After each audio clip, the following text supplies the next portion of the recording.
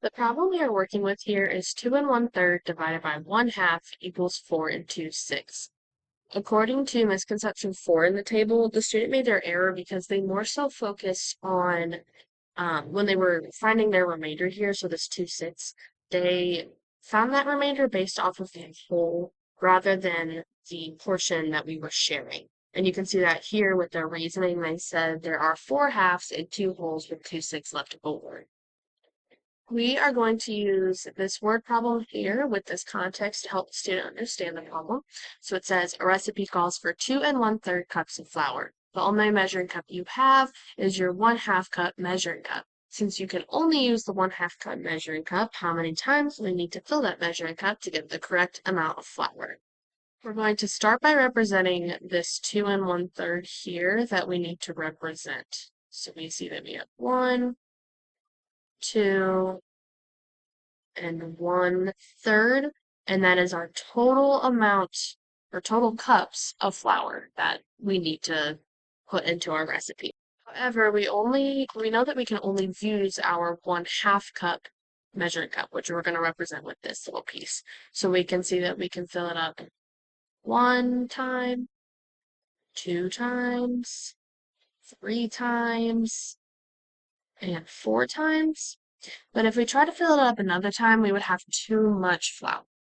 But what we can actually do is take this 1/3 and 1/2 piece we have going on over here and represent it with sixths, which we know that 3/6 is equal to 1/2. So we're going to go ahead and put that there. Now, right now we only want to look at what we are focusing on over here. So just this little 1/2 piece. If we look, so we see that we have 3/6. We're going to go ahead and just draw some lines here to be able to represent how those 3/6 are equivalent. That is not a very good line, but you get the point. How those 3/6 are equal to our 1/2 and how they're equal to our 1/3. Now remember, we just want to know how many times we would need to fill up that 1/2 measuring cup to get 1/3 of a cup. We can see here that out of our 3 pieces that our 1/2 is divided into, we can see that we would only have these 2 pieces or 2/3 of the way through that we would need to fill it up. And this is because filling it up 2/3 of the way through is equal to that 1/3.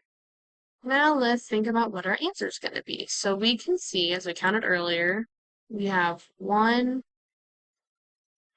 2, 3, 4 times that we're going to fill that 1/2 cup measuring cup up all the way through.